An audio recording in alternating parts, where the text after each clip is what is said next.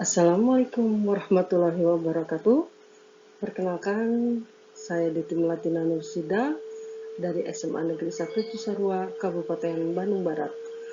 Pada kesempatan kali ini, saya ingin berbagi materi tentang membedakan golongan pembeli dan penjual. Kenapa ini dibahas? Karena siswa masih bingung membedakan mana pembeli, mana penjual, dilihat dari kemampuan mereka untuk membeli atau menjual. Di sini mereka harus tahu dulu siapa yang menjual barang dan siapa yang membeli barang. Yang namanya menjual barang, dia itu adalah seorang produsen atau penjual. Sedangkan yang membeli barang adalah konsumen atau pembeli. Ini basic dulu. Karena untuk membedakan ke ekonomi, mereka kadang bingung. Padahal mereka juga sudah melakukan. Hanya karena bahasanya saja yang berbeda, penjual menjadi produsen, mereka jadi bingung. Kenapa sih produsen? Padahal itu adalah istilah dalam ekonomi. Jadi mereka harus paham dulu istilah-istilah yang ada di ekonomi. Setelah mereka membedakan, baru saya bawa mereka untuk melihat gambar. Kenapa? Secara audiovisual seperti ini, mereka lebih paham karena langsung melihat, dan mereka sebetulnya sudah melakukan, hanya suka lupa. Di sini saya akan bertanya kepada siswa, mana penjual dan mana pembeli. Akhirnya mereka bisa menunjukkan, oh iya, ibu-ibu ini sebagai produsen konsumen. Saya selalu bertanya begitu supaya mengingatkan mereka.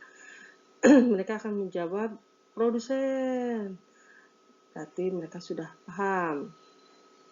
Kalau menjawab penjual, mereka masih dalam kehidupan sehari-hari. Semuanya juga betul, hanya saya memberikan reward yang berbeda berupa poin sarange. Nah, ini adalah di sisi konsumen.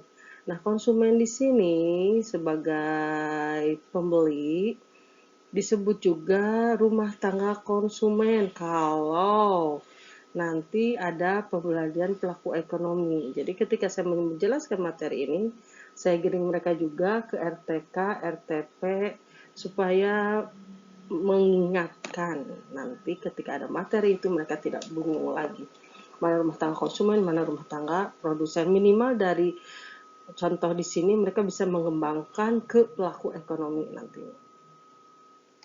Di sini mereka akan membahas tentang golongan pembeli dan penjual, di mana kalau yang namanya pembeli itu ada marginal, ada super marginal, dan submarginal. Di sini kalau golongan pembeli dan penjual itu disebut marginal, berarti dia mampu membeli sesuai dengan harga pasar. Jadi tidak ada yang di atas atau di bawah. Sedangkan untuk membedakan pembeli super marginal dengan penjual super marginal, mereka bingung. Karena yang namanya super itu berarti di atas rata-rata. Sedangkan ketika menjadi seorang penjual, itu berbeda. Ketika disebut super, ketika penjualnya bisa menjual di bawah harga pasar. Artinya, dia disebut penjual yang lebih. Berarti dia bisa menjual kepada konsumennya sebagai seorang produsen, menjual dengan harga yang murah.